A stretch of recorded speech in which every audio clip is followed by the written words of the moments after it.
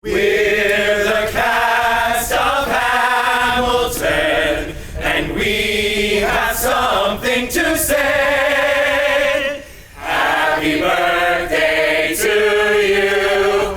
Happy birthday to you.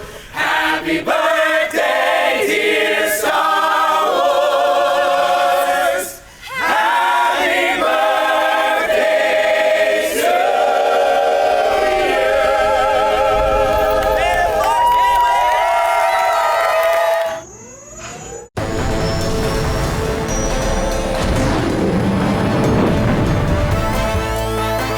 This week on the Star Wars Show, Andy sits down with the creator of Thrawn, Timothy Zahn. We celebrate the 40th anniversary of Star Wars and much, much more. Now, from the Lucasfilm headquarters, it's the Star Wars Show. Hi, I'm Anthony Carboni. And I'm Andy Gutierrez. Welcome to the Star Wars Show, a show that is celebrating the 40th anniversary of A New Hope. And the 50th episode of this show. Let's go to the news. Wow. This morning, Vanity Fair released a slew of brand new, never-before-seen images from the set of Star Wars: The Last Jedi. The images are packed inside of 4 different collector's covers, the first of which feature Daisy Ridley and Mark Hamill, with Mark showing off Luke's fancy new leather glove for his metal hand. Next, there's BB-8 with Oscar Isaac, John Boyega, and Star Wars newcomer Kelly Marie Tran, who plays Rose in The Last Jedi. The First Order is unmasked on the other cover, with Adam Driver giving us a closer look at Kylo Ren's new facial scar, while Donald Gleason grimaces in the corner and a helmetless Gwendolyn Christie clutches Captain Phasma's new staff. The final cover is a solo shot of Carrie Fisher in a cloak with a fashionable high collar. Inside, there's over a dozen more photos shot by Annie Leibovitz, like our first look at the wealthy creatures who inhabit the opulent casinos of the new Star Wars city, Canto Bight. Plus, looks at Daisy Ridley in The Millennium Falcon with Chewbacca, played by Eunice Suetamo. Another photo shows writer-director Rian Johnson holding court with Carrie Fisher, Mark Hamill, his dog Millie, and Kathleen Kennedy in the shadow of a Resistance transport. We're also given our first looks at Benicio del Toro's character DJ, who is described only as an unscrupulous grifter, as well as Laura Dern's new character, Vice Admiral Amelin Holdo. There's also shots of Kylo and Rey with their sabers ignited, Billy Lord with her mother Carrie Fisher, and a behind-the-scenes look at the droid department with Anthony Daniels in his fully golden C-3PO outfit. The special Star Wars-themed issue hitting store shelves tomorrow is filled with loads of articles, first looks, behind-the-scenes stories, interviews with the cast and crew, and exclusive reveals. Like this quote about Anakin's lightsaber from Joanna Robinson's interview with the Lucasfilm Story Group's Pablo Hidalgo, which says, "Either way, the blade is no longer considered Anakin's lightsaber by the Lucasfilm marketing department. It has now been officially dubbed Rey's." You can read all about it tomorrow when the special Star Wars: The Last Jedi issue of Vanity Fair hits store shelves. Marvel recently announced that they're bringing 2 brand new Star Wars comics to shelves this August. The first, a 5-issue miniseries entitled Star Wars: Jedi of the Republic Mace Windu, is about, you guessed it, Mace Windu, while the other is a one-shot about Anthony's perfect, beautiful space boys, Cassian and K2SO, in the appropriately titled Star Wars Rogue One, Cassian and K2SO. So many adventures. For more information, check out StarWars.com. And speaking of StarWars.com, we are celebrating the 40th anniversary of A New Hope, which premiered in theaters 40 years ago this Thursday, May 25th, with a week full of awesome 40th anniversary content. We're talking interviews with filmmakers like Dennis Muren and Paul Houston, Kenner toy designers, listicles, looks back, and much, much more. And you can read it all week long on StarWars.com. You're watching the Star Wars Show. Hi, I'm Oki, and this is my Star Wars 40th anniversary vegetable carving.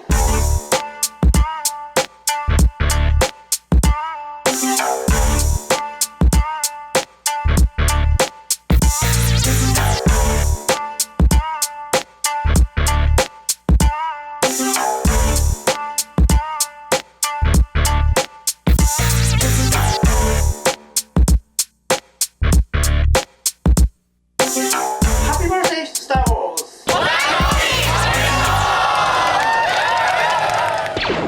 Guys, say hello to Timothy Zahn. He was kind enough to join us this week. Thank you so much for coming and talking with us. Oh, thank you for inviting me down. We are celebrating the 40th anniversary of A New Hope this year, and your work has been a big part of what people associate with their love of Star Wars. What does that mean to you to be coming up to something like this? There are times it still doesn't seem real that I'm involved in all of this, and why me? I get a lot of the Thrawn trilogy was what got me into Star Wars as much as the movies, and my favorites are those who say, these were the first books I read for fun. Until then, I didn't know reading could be fun. The impact goes far beyond what I ever anticipated, and it's just very wonderful to see some of this happening. I remember specifically one time saying to myself, if George Lucas can come out of nowhere and make a success of himself, maybe I can too. And little did I know that that connection was going to be made much stronger in '89 when I was offered the Thrawn trilogy. What was the process like creating this character? The original premise for Thrawn was Vader rules by fear. The Emperor rules by manipulation. A more dangerous opponent is the one who rules by loyalty. I think what's so great about Thrawn is that he's not like mustache twirly evil, but he's a true believer in what he's doing. Yeah. It's really fun. And I really like the way they've brought that out in Rebels with the character. So speaking of Rebels, Yes. like, have you been happy with how they represented him in very much Rebels? so, yeah. I like the interactions they've done. As I read the scripts, I could see, okay, this meeting with Price doesn't feel like a first meeting. This meeting with Yularen doesn't feel like a first meeting. So let's go back in the book and have those first meetings set up so by the time season 3 of Rebels comes along, they know each other, and try to make it as seamless a transition and a connection as possible. Are there any stories that you really want to tell? Any characters that you want to tackle? 30 to 40 of them probably. I've got premises for 30 Star Wars books. Once you start down the Star Wars path, forever will it dominate your destiny. But if there's anything to be associated with, I'm glad it's Star Wars, because I've always appreciated the work George did and all the other people who've taken up the torch. Sometimes in my office I persuade myself I'm writing in this little tide pool, and then I get a glimpse of the ocean. Wow, and I'm part of this. Look at him, he's heading for that small moon. That's no moon. It has been 40 years, and I cannot believe it. I remember it like it was yesterday. It totally influenced everything I do creatively. Cable looks like a guy who could have been fighting alongside Jyn or so in Rogue One. Star Wars had a profound effect on me and has brought me so much happiness. Happy 40th birthday, Star Wars. You rock. You are my everything. Thank you for all the entertainment and the joy you bring me. Happy birthday, Star Wars, and happy birthday, Darth Vader, the seminal birthday boy, because he always sounds like he's trying to blow out a birthday candle. Just give the guy his cake. 40 years of Star Wars. I know, right? It kind of makes you feel old. Yeah, what was it like seeing Star Wars when it was first released in theaters? Wow! You're almost that old. Wow! Teleprompter made me do it though. But I would like to talk about our special birthday cake here for Star Wars, which is an homage to the original first anniversary of the film's release, complete with the 40th anniversary versions of the original Kenner action figures. Minus the Jawa. Minus the Jawa, which actually was also missing from the original poster. Wow, you just actually'd a cake. Bravo. Thank you.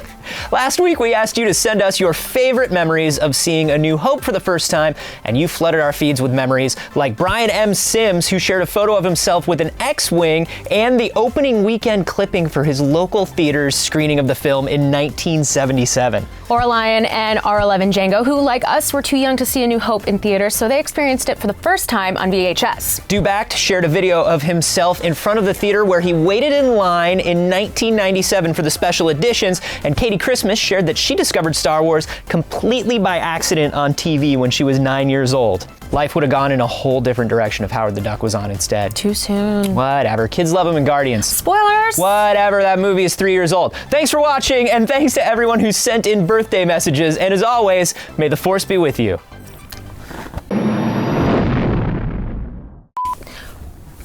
That would have been cool if that had worked. Welcome to the Star Wars show. She sounds like me.